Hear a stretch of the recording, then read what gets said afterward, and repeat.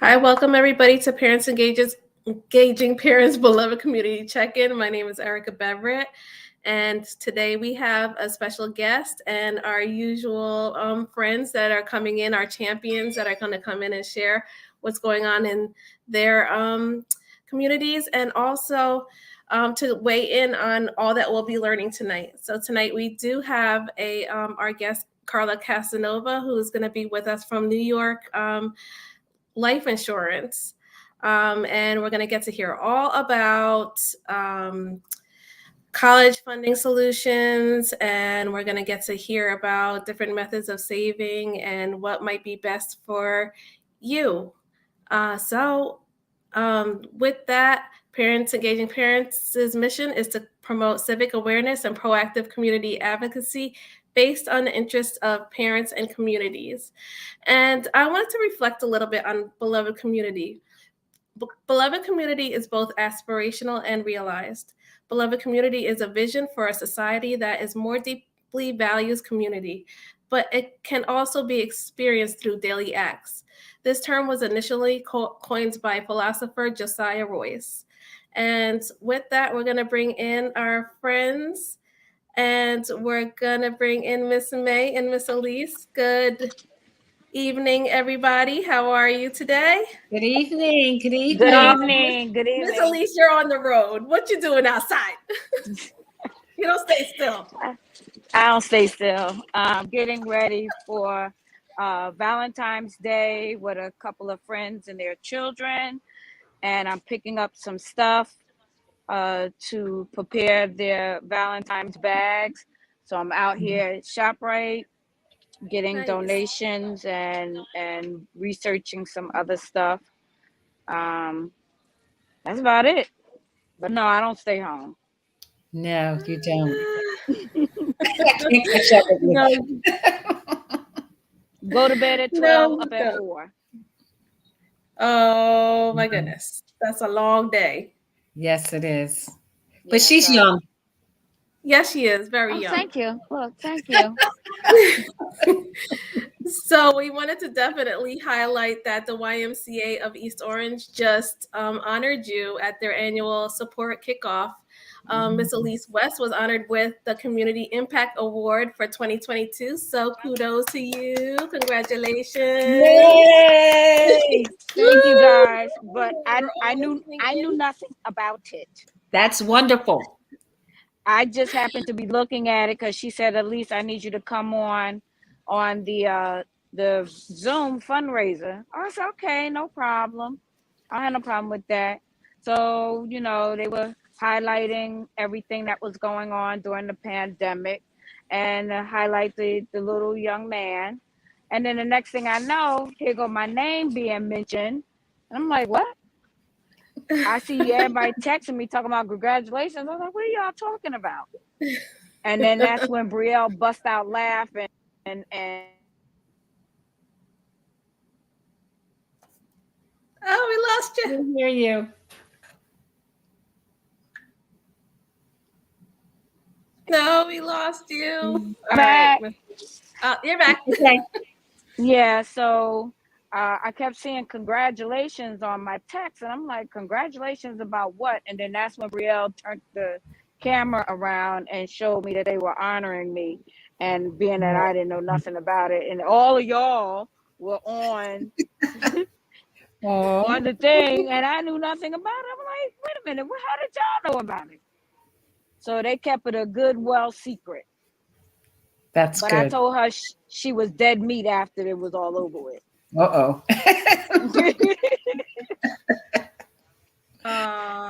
Yes. That is so nice. Great. Congratulations to you. You deserve it. You're You very sure I do. thank them. I So thank them let's so hear- much. Let's hear of all those wonderful things that you're going to be doing this weekend. Okay, so you're out there, you're in the neighborhood shopping for your giveaways for the kids for Valentine's Yes. Day. Yes. So we have the Valentine's for the weekend. Select families will be picking up their Valentine's.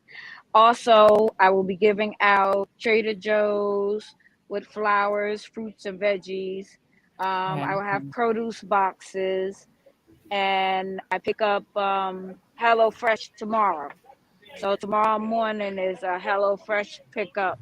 See, So look, all these men out here that are listening, did you hear what Miss Lee said? She said she's giving away flowers. That means, your pocket's a little thin.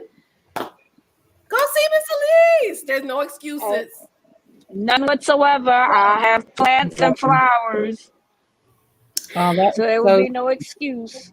Exactly. well, someone's going to be Live happy. living. So No excuses.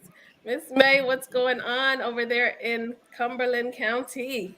So in Cumberland County, we're just, still trying to get through COVID. We still have our testing sites available Monday through Thursday from 10 to 7, and again on Sunday from 10 to 7 as well. So those are our testing times for people who are not ready for the vaccine, or they, chose not to do that. They'll be able to get in and get those tests done so they can go to work on Monday. Okay. All right. Great. Great. Yeah. It's mandatory to get tested if you're not vaccinated for most schools at this time. So wait, that leads us into this conversation, right? That we were just tippy-toeing around.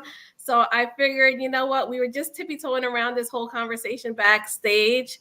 And I was like, you know what? This is something good that our community really needs to hear. And I'm sure that they have, because Phil Murphy announced that because of the dramatic decline in our COVID numbers, effective Monday, March 7th, the statewide school mask mandate will be lifted.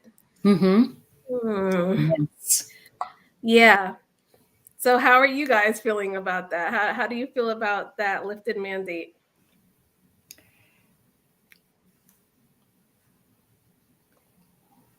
Elise is talking. We just can't hear. Oh, we can't hear you, Elise. all right, I says I don't believe in it. We shouldn't do it because we're still in the pandemic and people are still getting COVID. It's now called pneumonia COVID. My client came home from the nursing home, and I kept saying something's wrong. So we couldn't figure out something's wrong, and then when I came the next day, that morning before I went to work, things wasn't right. So I had to turn around and call the ambulance and get her to the hospital, only to find out that she had pneumonia COVID. Wow. So I had to quarantine for 5 days. So I don't think it's good to lift the mask mandate just because we at a certain percentage. You wanted to make it a certain percentage to have the shot, but you're gonna, just because we at I would say a halfway mark, but we're at a mark where you want to lift it, but people are still getting COVID. And Everybody should be comfortable now with wearing their mask. It shouldn't be an issue. You've been wearing it for 2.5 years now, so it shouldn't be a problem. Right. Facebook, do you believe we should lift the mask mandate? What are you guys thinking? Well, for myself, I don't think so. I really don't. I just feel that with the mask, you do have added protection. You still can get COVID with the vaccine, both vaccines and the booster. So just having that extra protection of the mask is helping people to stay healthier. So right now, I don't think is the time. However, I know there's some parents who are, just tired of their children walking around with masks. So I get that too. Yeah, I mean, speaking from a teacher's perspective and being in the classroom with plenty of children, I would say upward of 10. Some teachers have upward of 20 something children in their classroom. Yeah, think about it in terms of, you know, you have 20-something children in your classroom and then you have their families as well. I mean, that's all exposure to, you know, to the germs that could possibly expose you to COVID. And I don't believe that masks should be lifted at this point, even if the numbers are low. We just began vaccinating our children. So, and I don't think, you know, many people are not ready to vaccinate their children. It's kind of like it's been a mix. I've been hearing a mix of things. So, you know, I don't believe that we should be lifting the masks all the way.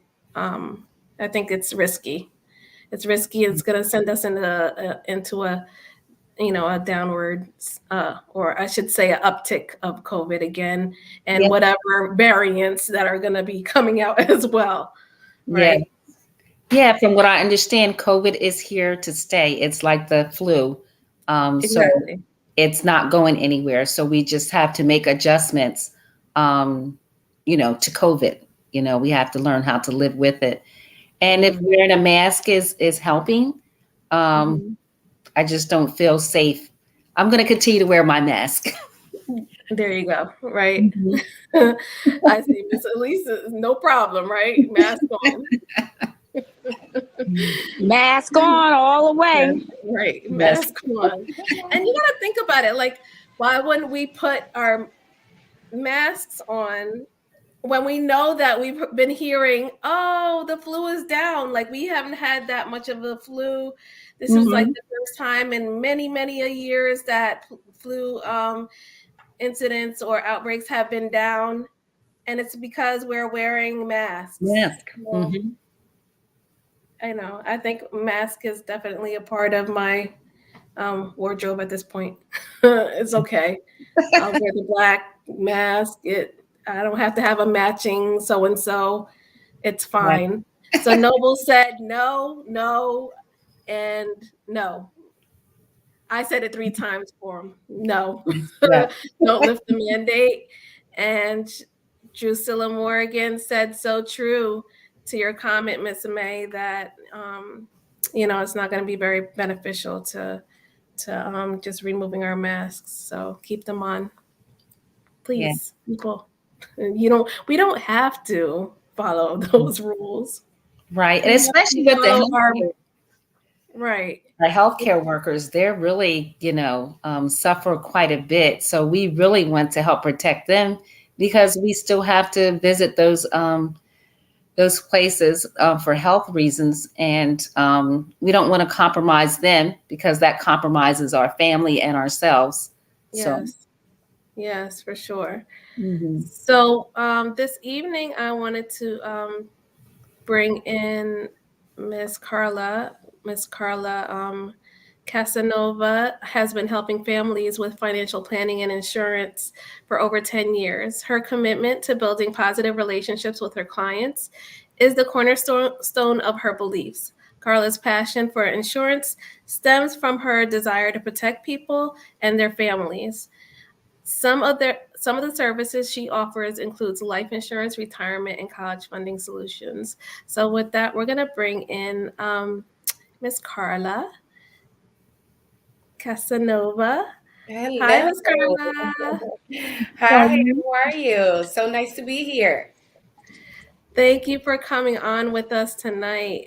We really appreciate that you're spending your time with us and to share this vital information on how we can help to fund our college for our babies, right? Yes. I wish I would have met you like 10 years ago. I hear that a lot. Here it is. I'm full throttle with 2 children that are about to graduate high school pretty soon, and it is what it is. We're gonna figure it out. So, with that, Miss Carla, just wanted to share who you are. I just shared who you are with the community and what you usually do, but tell us a little bit about yourself.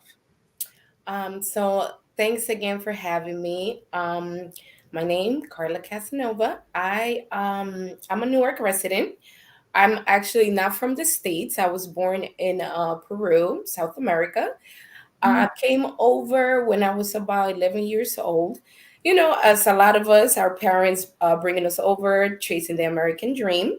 Mm-hmm. I do have to say, you know, throughout the years and being in the financial industry for a little bit over 10 years, I realized there's a lot more to making sure you get that American dream, right? Yes. So getting into life insurance and just being able to help people just from different scenarios that I've experienced from people that, you know, clients that I met throughout the years of being in the business, it's really comforting when when I know that I have helped somebody either send their kids to school throughout a difficult time in their life. Is really something that fulfills me.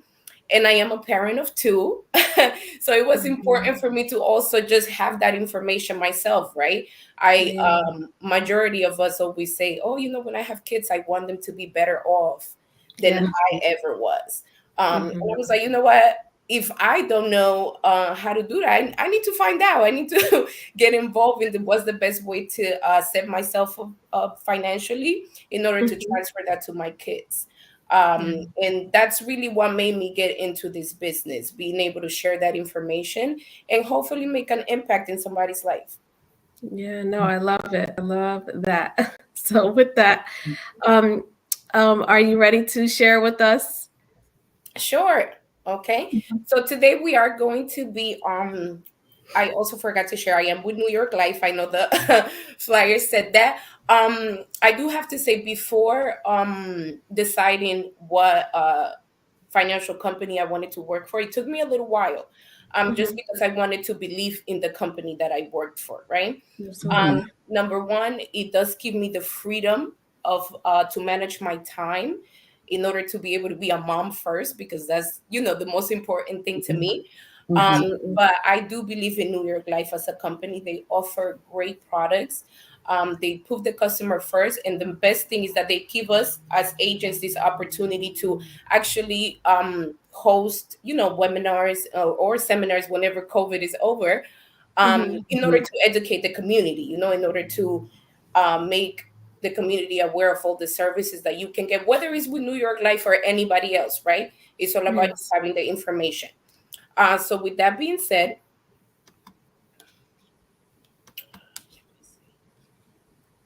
we will be talking about college funding.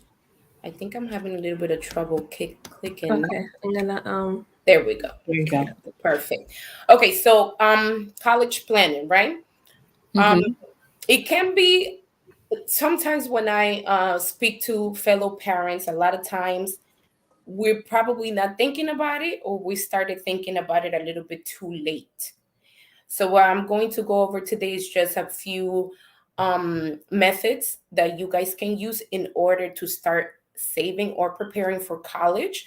And I will also have my contact information there just in case anybody has any additional informations moving forward. Okay. This is my agent information. However, I will also have it towards the end of the slide. So if anybody wants to jot that down, you have the opportunity to do so at a later time as well. Disclaimer, as I was saying before, with New York Life, this right here is a seminar just for the sole purpose of me providing you the information that I feel like is vital to the community, not for any other type of reasoning. Okay. Okay. So student loans. We all know somebody out there, whether it's a family member, whether it's a coworker, your significant Mm-hmm. other, or even your own child who is dealing with some sort of student loan debt, right? So it's not crazy to see these numbers here, where it says 1.6 trillion of U.S. students own that much in student loan debt. 1.6 mhm. trillion. That's crazy, right? It's Yeah. insane. Uh-huh. And almost 45 million Americans have a student loan debt. I make fun of my fiance all the time because I tell him, you see, if you didn't decide to also get a master's, you probably be done. But Mm. wanted to go ahead and get his master's, right? We encourage our kids. I know he came from a family that encouraged him to go to school, get a Mhm. degree, get a career. But what happened was that the piece that was missing was the planning for that, right? Mm. Or Mhm. getting to the stage where you're actually ready for college. So it's not surprised to actually figure out these statistics that are listed there. Now, majority of college students who are who have to face this debt are going through a different financial issues that affect their long-term financial stability, such Mhm. as they lower their contribution to any type of retirement account that they have. They need to pay those Mhm. loans, so more than likely, let's say they're not going to contribute as much to their 401k, or probably not contribute at all. Mhm. um, Marriage rates are declining. I don't know about that right now because I do see a lot of people getting Right. It's the married. season. Mhm. But some studies show that that's delaying, college students. I'm sorry, people that have graduated college to actually find somebody and get married, because let's face it, there's also a financial responsibility that comes with marriage, right? Definitely. Waiting longer to have children. If you're not getting married, maybe you're not having children because why? You probably cannot afford it because you Mhm. have to pay those student loans, right? Mhm. And the same thing on, I see a lot of people just they choose to not have a car. Like I have a friend who recently, unfortunately, got into a car accident. She's good, but she really just told me, I'm not even going to buy another car anymore. Wow. I need to save. I still have rent, student loans, my own personal Mhm. needs. So it makes no sense for me to have a car. I'll just take a Uber when I need it. And that's the other nice part about being able to work from home nowadays. Yes. Mhm. Okay, so more or less, this is brief little fact about what the annual cost of college was between 2020 and 2021. So let's say you sent your kid to school last year, just a regular public 4-year college.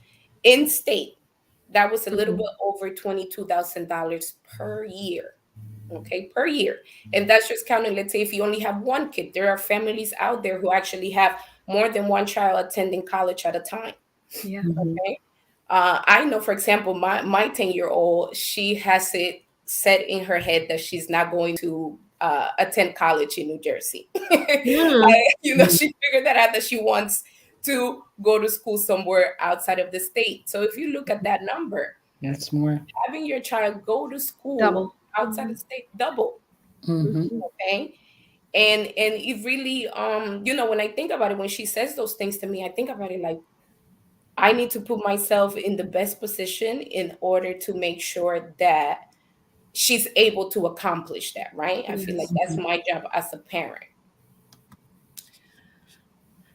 Okay, so if any, I know some talking to some of you ladies before, I know you have little ones like myself, like I have a 16-month-old, right? So she's still got a little bit to go before getting to college. But if you see Mhm. this chart here, this is the potential cost of college up to 2036.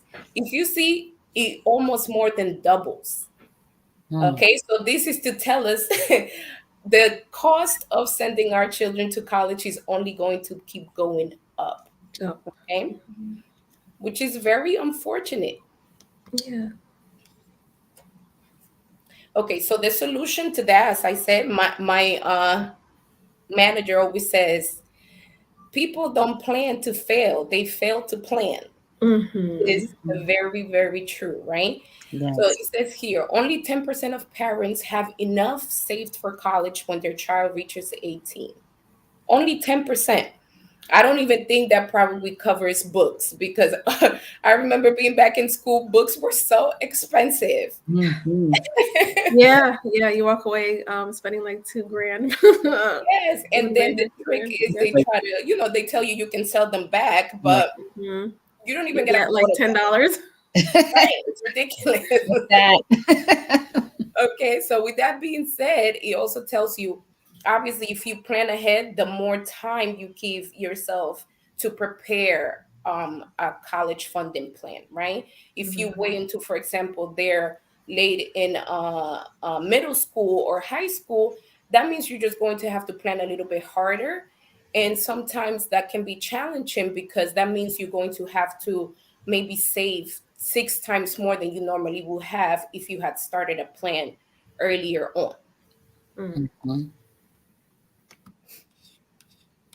Okay. And then we also know about once they get to high school and they're getting closer to the graduation years, there's certain things that they have to prep for, right? So if there's their SATs, you might want to send them to some sort of testing location with a tutor or something that's going to assist them.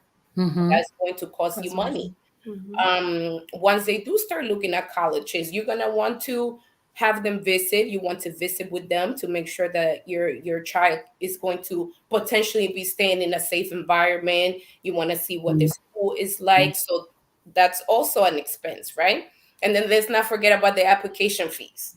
Mhm. Mhm. Depending on where they want to go, they're going to apply to that college, but they also need to have a few backup schools, right? So that application fee also falls in there. Once they do actually get ready to move, whether they stay in at, well, if they're staying at home, you're saving on that boarding expense. But if Right. they are moving where they're going to board or where they're going to, let's say, get an apartment, find a roommate, that's still Mhm. an additional expense of making sure that they are good. Maybe if they don't have a job yet, they're still probably going to try to find a part-time job. Even there, Mhm. we all been that age before. We still needed some type of assistance from our parents Yes. while Mhm. we were away. Yeah, there's not gonna be spring break. Like, sorry, kids, my kids. It ain't gonna happen for Right, me. right. We're definitely gonna have to skip on that spring break. But like as I was saying before, when I introduced myself, as you say, 74% of parents would like to cover their children's education expenses. Mhm. That's something that no matter how many clients I meet, when I ask that question, that always comes up. I want to make sure that I help them pay for college as much as I can. I will hate for them to be left with a huge amount of student loan debt. So that's some a lot of aspirations that parents have. As the same thing as saying, you know what, I want my child to have more than I had. I want them to be well rounded, or anything that you were not able to, let's say, accomplish. You want your child to be better at that, Mhm. right? Naturally. Okay. So a lot of people just believe that saving for college can be something as simple as just, you know what, I'm going to open a savings account for them, and then I'll put whatever amount of money.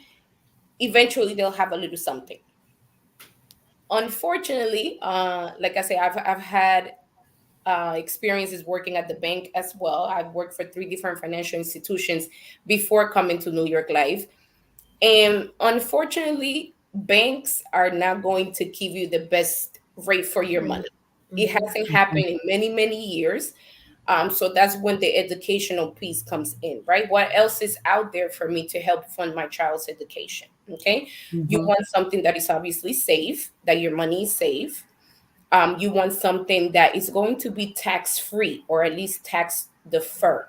Okay. You don't want to have something that you're putting money into it, and then when you're getting ready to use those funds, unfortunately, you have to go ahead and pay Uncle Sam, right? Mhm.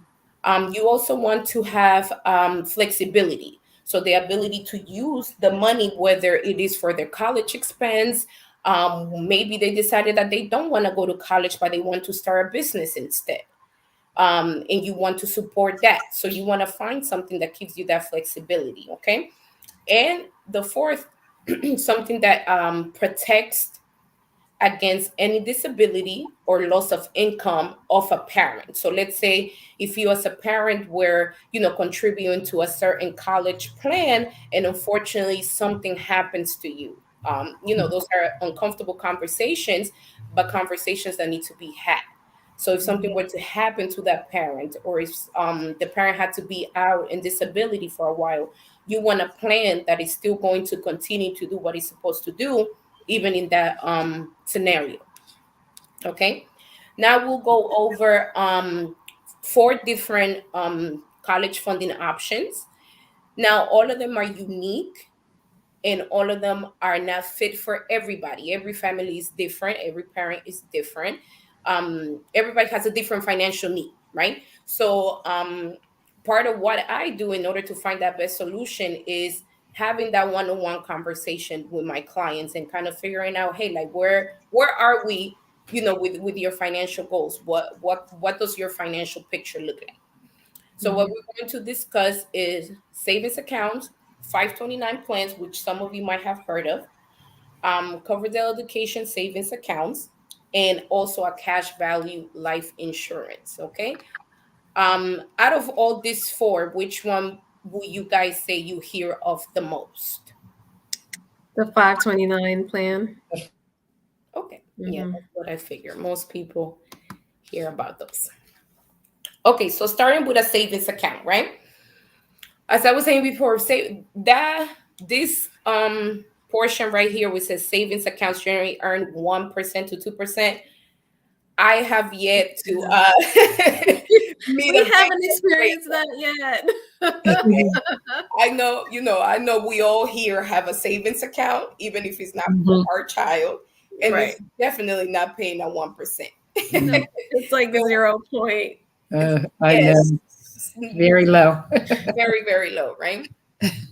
The one thing that a savings account does give you, however, is it's low risk. There's no risk Mhm. really, and it also gives you the flexibility to add as much money as you like whenever you can, however amount, whichever amount you feel comfortable with, you can do so. However, when it comes down to taxing a savings account, you actually do have to pay taxes on whatever gains.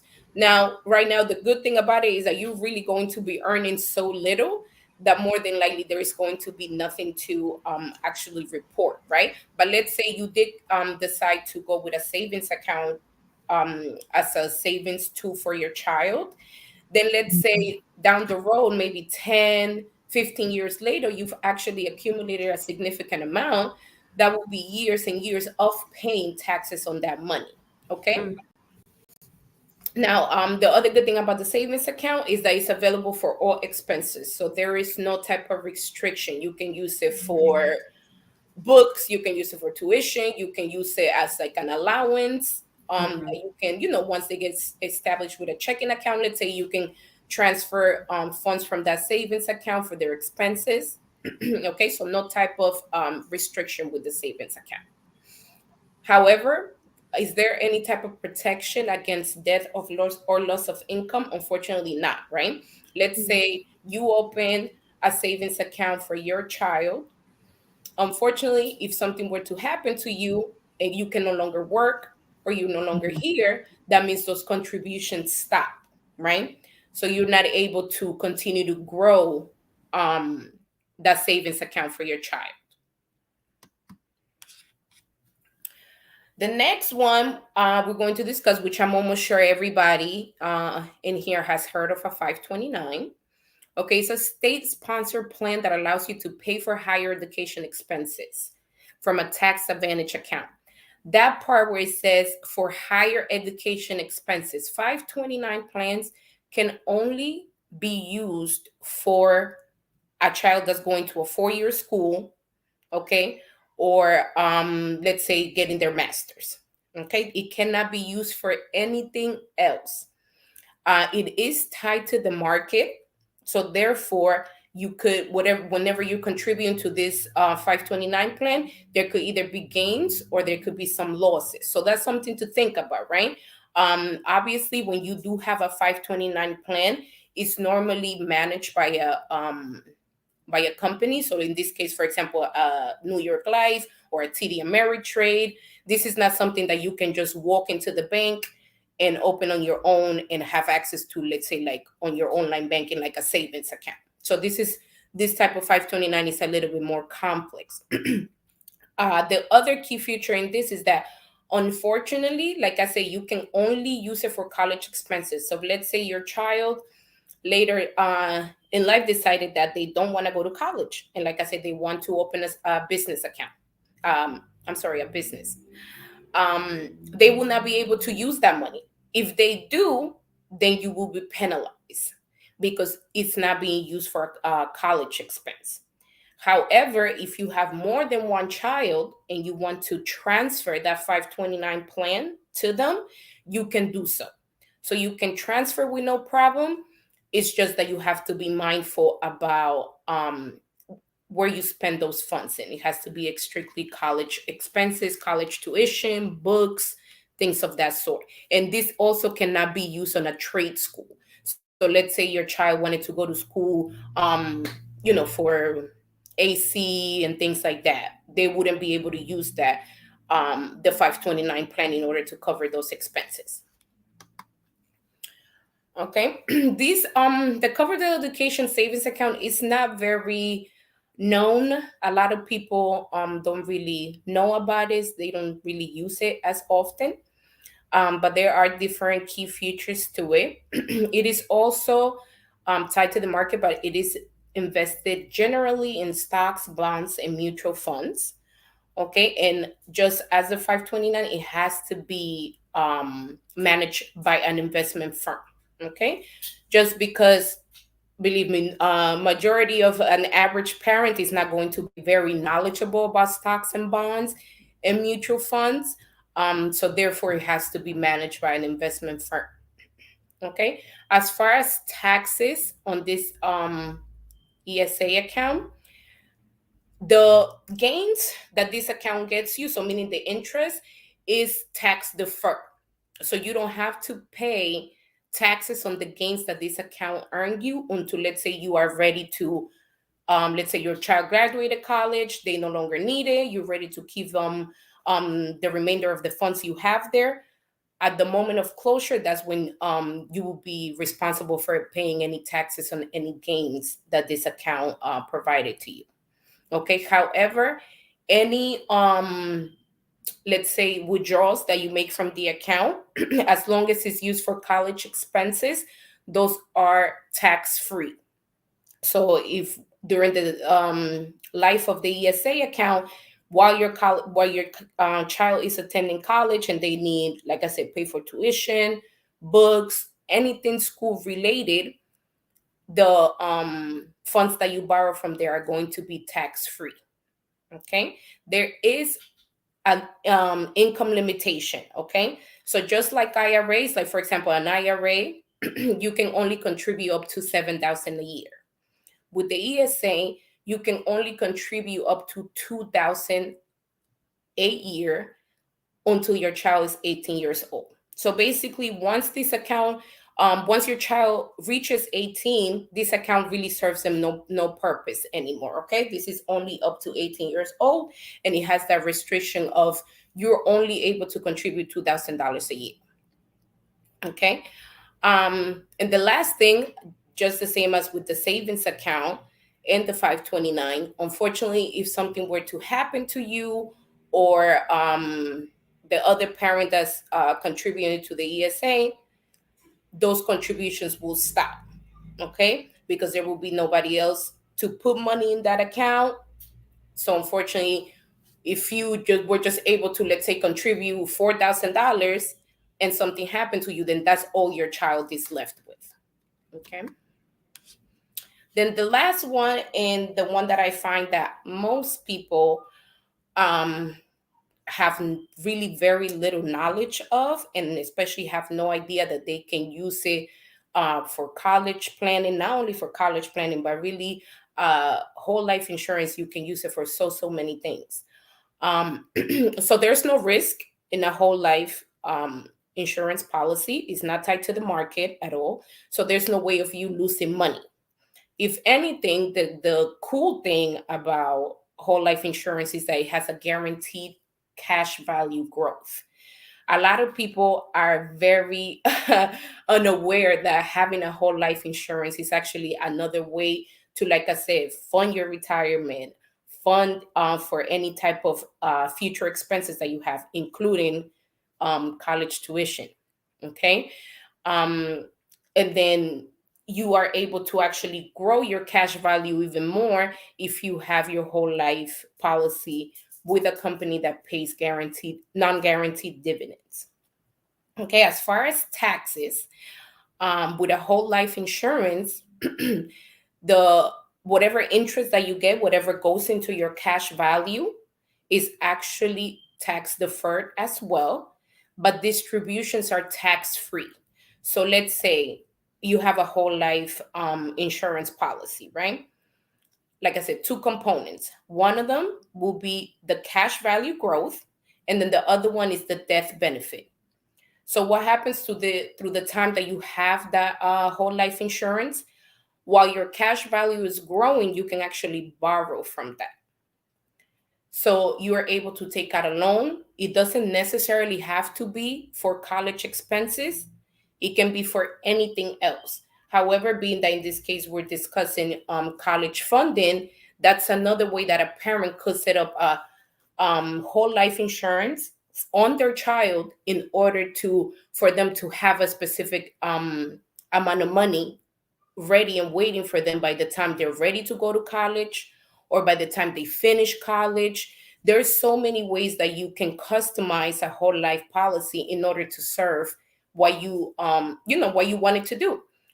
In my case, for example, for my youngest daughter, I just finished opening another policy that it's really in order for her to have money after college. So I set it up for, I believe it's 25 years, and she won't be able to touch any of those funds until after she graduates college. So in this case, if let's say she did accumulate some student loan debt, she can go ahead and use those funds in order to pay those student loans. Or if she's ready to go ahead and put a down payment on a home, she has that money available to go ahead and put a down payment on a home or whatever else she chooses to do with it, as long as it's something good and productive, right? And then as far, and I think what the best thing about having a cash value whole life policy is the fact that this is something you can leave to your children even after you are gone. Okay. If let's say something were to happen to you, then if your child is of age, they can take over the policy, or let's say your significant other can take over the policy, can take over the payments, and still continue that policy, continue to contribute to that. Okay. Or if at that moment, like I said, your child is of age and they decide that for some reason they don't want to continue with the policy, they still receive a death benefit. Okay. So even after you're gone, you still get the satisfaction of your child saying, oh, my mom and my dad, they still made sure that I was better off, even if it was with a small policy. Okay. Mhm. So that's out of the all the vehicles we discussed, only the cash value whole life insurance is the one that has all those features. Okay. Now, like I said previously, this not every single one of them is good for everybody, right? Some people don't want to have any risk. There's also the big question of budget, right? That's the first thing that I feel like everybody needs to access themselves when they want to put any type of savings plan in motion or college planning in motion. What's my budget? Because unless you know your budget, you're not going anywhere, right? Because in order Mhm. to have you set up with something and make sure that you're going to stick to that plan, you need to have a budget. Also, the time frame. You know, that's when the planning ahead gives you a little bit of an advantage. With my 10-year-old, I started a little bit late. So that means I have to, try to contribute a little bit more with her. Mhm. With the baby, being that now I've gotten more knowledge, I decided to start it earlier because then it gives me more time to, excuse me, actually not have to contribute that much and still get to the end goal when she's ready to start college, right? And also, what's your risk tolerance? Are you okay with a 529 plan? that might go up and down depending on the market, or do you want something that is more safe, like any of the savings accounts or the cash value whole life? And then also, how many kids do you have? If you have one, it might be a lot easier to maybe decide on the amount that you want to contribute every month, or what type of plan you want to do. But if you have multiple children, and depending how far along in age they are, then you also have to consider that when trying to determine what's the best option for you in their college planning, right? Now, with all this being said, I'm not saying, I know I'm not a millionaire. So I'm Mhm. sure, there's going to be a need maybe for student loans. Do I hope that there's no need whatsoever for student loans? Absolutely. But we're also going to be realistic, right? So just also keep in mind that there are many other programs, especially scholarships. There are so many type of scholarships that our children can get. It just really takes a little bit of research and a little bit of meeting deadlines and making sure that you are planning for that. Okay. Here, if you are not familiar with some of these websites, where you can read up on more information as far as college funding and anything else that you want to get yourself familiar with as far as college funding and college planning, loans, student loans, all of that. Okay.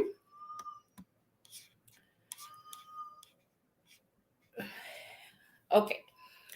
As I said, never too soon to start saving for your child. Never, never too soon. Okay, so these are some questions that you might want to ask yourself. Okay, like I said, the budget portion. Let's say you're somebody who just have one child right now, but maybe in the next 2-3 years you plan to have another one. You have to take that into consideration when it comes down to planning for their future. Okay. And the flexibility, budget, taxes is very important. The last thing you want to do is have a plan, and then when your child is ready to take advantage of that plan, they have to pay taxes on them. So you want to make sure you're making hopefully the best decision that best fits you and your family. Thankfully, you don't have to do it alone. And I would love to answer any questions, whether it's I know we might be short for time, but I am going to display my contact information in the next slide.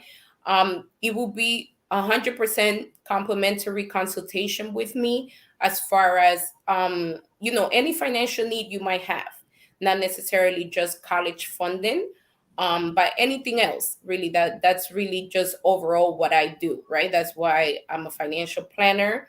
And whatever financial picture it is that my client wants to paint, I try my best to get you there, right? To make sure we put a plan that is going to help you accomplish that. Okay. So I leave my information there for a few minutes if anybody wants to jot that down. Thank you. You're welcome. Thank you, Carla. No Um, problem. we do have a few folks that are on, and we have hi Gordy Chula Melendez said, my son is going to high school next year. He's going to start next year. Mm-hmm. So I believed that would be like, I guess, a little bit behind the ball, a little bit behind the ball game. And trust me, look, Gordy, don't feel bad, because I'm right there with you. My son is graduating, and we pretty much said student loans and scholarships is the route that we were going. But it's so much better to be prepared. If I had to do it all over again, I would probably not have spent as much time in Children's Place when they were little, and I would have invested more money into their future as far as Right. college. So even for somebody, if you have a child that's just about to start high school, you will be surprised that it's really not that late. It's just Mhm. about the most important thing is figuring out your budget. Okay, Mhm. because based on that I can let you know, okay, you know what, if this is your budget, by the time in 4 years he will have at least this amount of money, especially with a cash value whole life policy. Mhm. It grows every year, and don't think it grows by, a few cents. Like, no, this is why I like when I have my client meetings. It's always great to see the look on people's faces and like, oh, I didn't know life insurance did that, whole life Mhm. insurance did that. So it's really not too late for you to get a plan started, because remember, this is something that you can set up for him. Once they get out of college, they're still babies, Mhm. have a Mhm. whole other set of goals that they're trying to accomplish. So even for you, Erica, to set something up for them that can help them when they're early in their 30s and they're getting ready to buy a home or Mhm. getting ready to get married. I'm planning a wedding right now, and let me tell you, it's so expensive.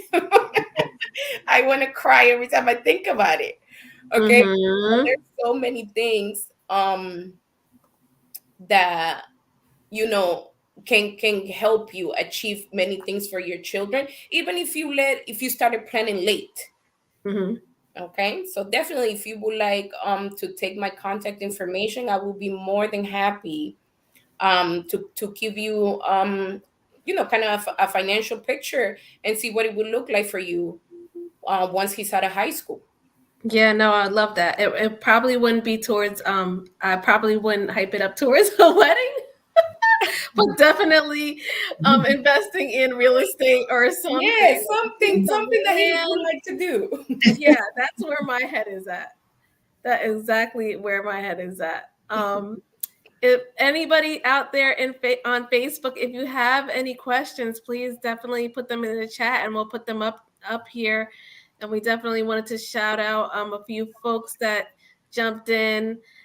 Gigi said, "Please, yes, please keep your mask on." Sunshine Mackenzie said, "Good evening. Thanks for joining us, Sunshine." And Gordy Chula said her baby was starting high school. So thank you guys for tuning in and listening in. If you have any questions, please definitely put it in the chat and share this platform with Mm. your family and friends, because it's very informative. I mean, Carla, you spoke on whole life insurance, and I know that that's something that you can actually is it that you can borrow against it?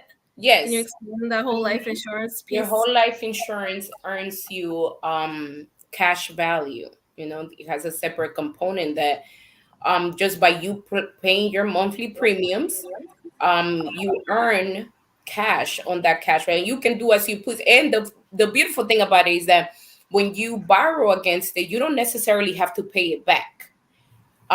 Now it does, whatever you borrow does decrease what is called the death benefit, right? Mhm. But Mm. um it will be completely up to you to pay it back or not.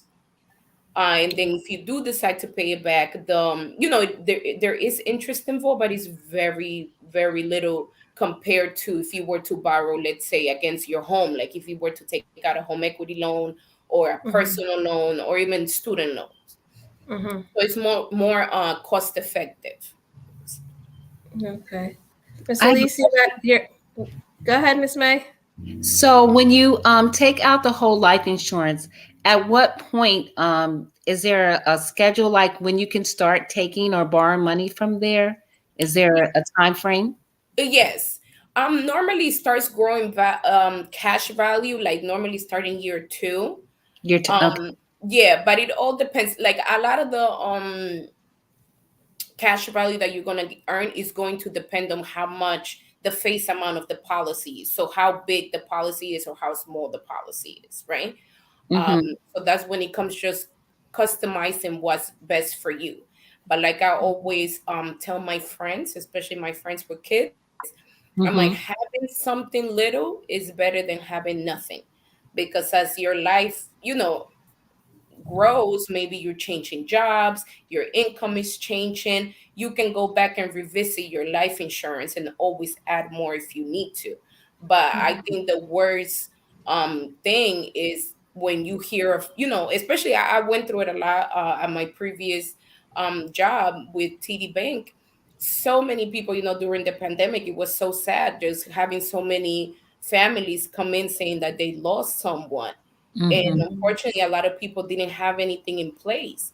And, Right. if you figure funerals are very expensive, just like, getting a mortgage is expensive, like all Mm-hmm. of those things. So a lot of times people don't think about what is it that you have to do in order to protect them, right? Because most of the times, for example, when you get a mortgage, you're probably paying it between two people, right? So I don't think people ever ask themselves, what will happen if something happens to my significant other? Now I have Mm-hmm. to pay this mortgage all by myself. But there are things out there that you can put in place in order to, unfortunately, plan for the unexpected. Mm-hmm. Thank you. You're welcome. Miss Elise, do you have any questions tonight?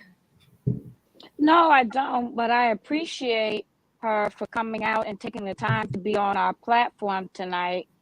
I thank her so much for Yep, and being. Miss Elise, we're gonna credit you all the way Yes, because you definitely led Miss Carla in our direction. So we love you for that. thank you. Thank you. Yep. Now, Um, keep in mind, we do have, doesn't MetLife, if I looked at it right, MetLife have a scholarship for children? Well, I'm with New York Life, and yes, I mean, we do. We have very various of different things. We even do donate. If I believe that's actually what I'm working on, having a nonprofit that I work with closely, which when I heard about what you guys do is really right up my alley. I'm very passionate about being a parent. So this fits right in with me, but we do offer different grants and stuff as well, the scholarships. So I can definitely get that information to you guys. yeah, no, that'll be great so that we could plug that in to share it our with parents. is a question. Um, it was based off of going to college on a budget. How do you approach going to college on a budget? I don't know if that can be a very realistic question. Because you can really you're going to know what Foster. the cost of Mhm. your tuition is going to be, depending on what your child is going to major in. There's different expenses into that, because not every book costs the same, right? There's Mhm. certain maybe classes that they might have to complete additionally. And remember, you pay by credit. So if they decide to go to a school that is out of state, then that's even more costly. So really, it's all about how, I think it also has to do a lot with parenting style. Um, Mhm. what do you want I know a lot of parents opt for having their kids start the first 2 years in like a community college, just because, for the most part, what they're covering year 1 and 2 is more than likely not going to have too much to do with their Degree. major.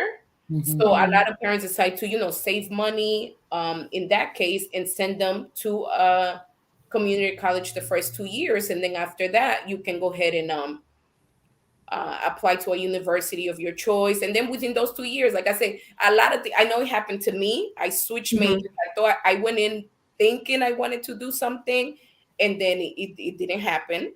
Mhm. So I think that could be a smart approach, to have them start at a community college, kind of figure out, get their feet wet when it comes down to college, and then figure out if the major they said that they wanted to do is really what they want to go for, and go from there. So that could be a way for you to budget college.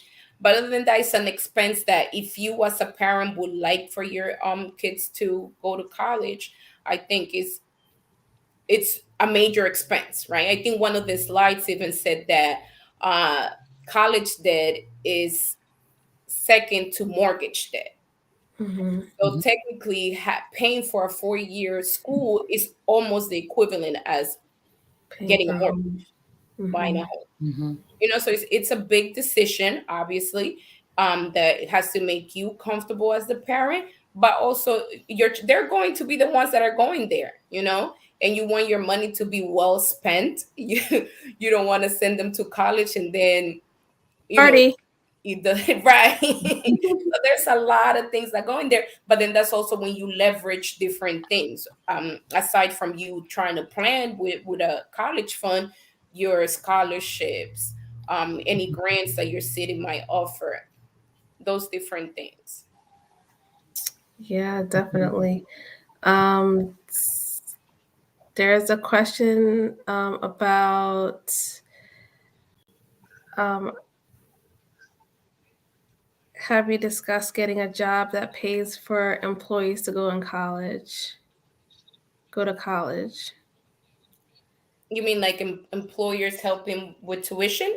Yeah. A lot of employers already offer that.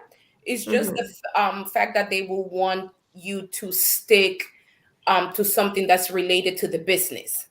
Mm-hmm. Okay, so for example, my all my learning, my extended licenses are covered, but it's because it's all related to the job that I do, right? Exactly. With TD Bank, or even when I work for Wells Fargo, Bank of America, it was the same thing. They will cover a certain amount of your college expenses for that Yes. semester, Mm-hmm. depending on, number one, the grades. You had to have a certain grade point average, and then you also had to be studying something related to finances.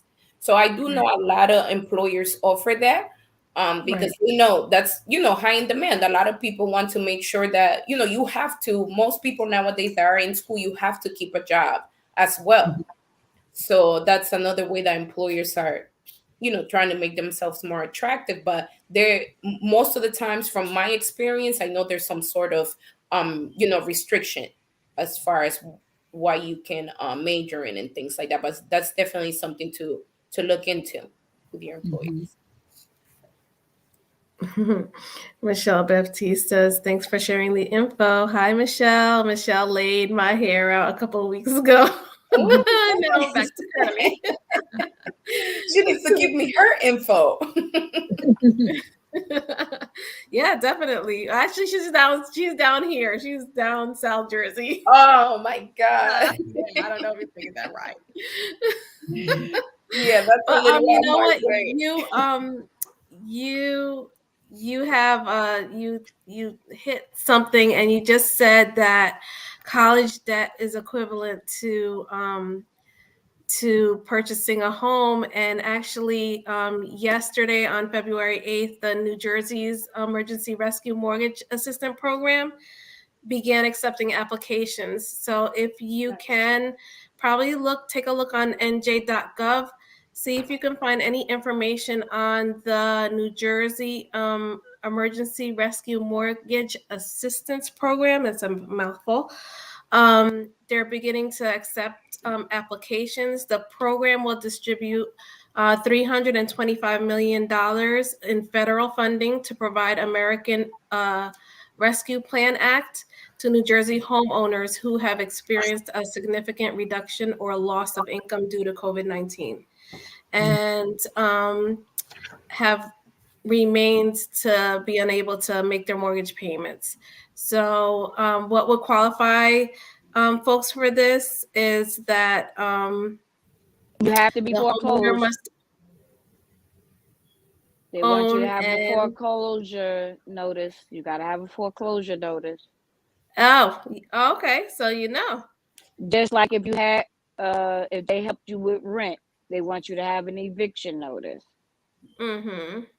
Okay, so if you own and occupy an eligible 1 or 4 unit primary residence, if you've experienced a COVID-19 related financial hardship and have been unable to remain current on your mortgage payments, if you meet household income limits, and you have to be been current on a mortgage and property taxes as of January 2020. So they're saying after January 2020, I believe the hardship would have start. But there's money out there. There's money out there. Please look it up. It's called the New Jersey Emergency Rescue Mortgage Assistance Program. Take a look at nj.gov, see what you can find out. And if you qualify, go for it. Yeah, don't get that money, honey. Okay. Well, I would like to thank everybody for joining us this evening. We have discussed information on how, well, not so much. We're going to definitely discuss that, Ms. Cardona Aguilar. We're going to discuss that on next week because we're going to have the Educational Opportunity Fund representative here with us from Rowan College. He is going to be talking all about how to get funding and what programs are out there. Thanks to Miss May. Miss May brought some folks on. Look, you guys are just so resourceful. We love you for that. We're definitely, yes, you're ahead of the game, Ms. Cardona. Thank you. Yeah, we'll be talking about that, but definitely take a look back, see what Carla spoke to us about, how we can save for our babies. Miss Aguilera, I see you got a baby in your picture over there. You got a little boy. We got to start saving for that college. Okay, so thank you for all the information that you've shared with us, Carla. We appreciate you. You've been a great resource for us tonight and for the community. Yes. Thank you for having me. I look forward to coming back. All right. You've really cleared up a lot of information for me. My coworker and I was just talking about college, and she has an 8-year-old, and all of the resources that you provide, I'm going to share with that to her tomorrow. Absolutely. So thank you so much. Yes, this is what we're all about. And definitely. Guess what? If you want to hear more about these things that are going on in our community that we need to know about, please take a couple of minutes, check out our website, hit the donate button. I'm going to share this link in the comments. Please donate to Parents Engaging Parents so that we can continue to share all this information with our community, just like we did tonight. Okay. Yeah. Thanks, everybody, for tuning in. Have a good night. Good night, everyone. Good night. Thank you.